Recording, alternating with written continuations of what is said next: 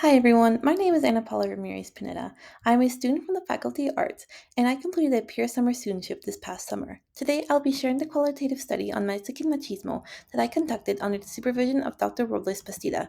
I've titled the project Compadres Before Madres, examining machismo culture through Mexican Instagram influencers. Machismo is a type of masculinity associated with Latin America. Often characterized as male-oriented and aggressive, it is intertwined with Latin American culture and lifestyle. This is especially true in Mexico, where machismo is a contributing factor to the gendered violence happening in the country. Recently, with the rise of social media, various Mexican male influencers have used machismo to cultivate toxic online spaces similar to those that promote Western hegemonic masculinity. My research was driven by one central question: how do Mexican influencers represent machismo and shape femicide in Latin America?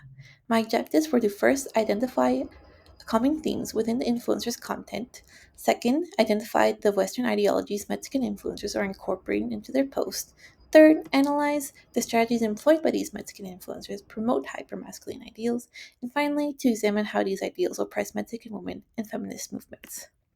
There are four essential concepts needed to understand Mexican machismo and how male influencers perpetuate and use it to further their agenda. Made up of two independent dimensions, Mexican machismo is a combination of traditional machismo and caballeroismo. Machismo differs from Western hegemonic masculinity, a masculinity that promotes male superiority, that is culturally bound to Latino culture, and thus is rooted in and uses tactics that cater to Latin American values. The Manosphere is a network of independent websites and social media groups that share the mutual belief that men are the oppressed victims of women. The people who are the biggest advocates of this narrative are male influencers, who are often referred to as menfluencers. They focus specifically on promoting a gender hierarchy, making the Manosphere the perfect audience. In Mexico, a disproportionate number of women and girls are victimized by gendered violence. The most violent form of this violence is known as femicide.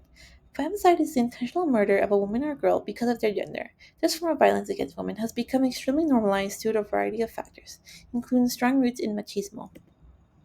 Catholicism is an integral part of the Mexican national identity and is deeply rooted in the culture. This often leads to the religion being used as a tool by conservative nationalist groups to promote their agenda. This use of religion exemplifies how right wing sentiments are deeply rooted in Catholicism and how easily accepted they are because of said roots. The methodology employed for this project was a qualitative online observation of Mexican male influencers on Instagram. On the social media platform, I create fake accounts to examine 8 key influencers. I then studied their content, what messages they are intending to convey, and how their audiences engage with it. All data was then organized into Excel for thematic analysis. Four recurring messages, four recurring themes emerged from this qualitative observation.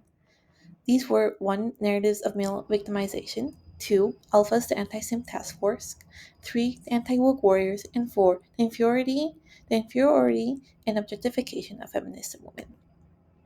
Male influencers in Mexico are co-opting and villainizing feminism to falsely cast men as society's victims, thereby minimizing violence against women. A strategy they use to achieve this is using the appealing concept of caballeroismo to master traditional machismo ideals.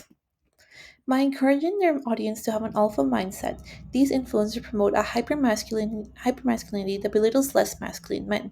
This mirrors Western manosphere tactics of promoting hegemonic masculinity, but with a distinct cultural focus on family over material wealth.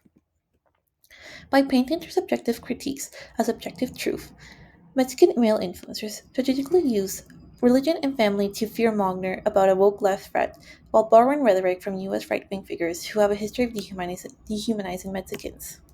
Lastly, these influencers have the core belief in female inferiority, arguing that women's independence is a threat and that their value lies primarily in their sexual allure and subservience to men. This research really reveals how Mexican machismo in online spaces is not a simple import of the Western Manosphere. It is a complex, localized adaptation that uses Mexico's deepest cultural values to Trojan horse for misogyny that undermines gender equality.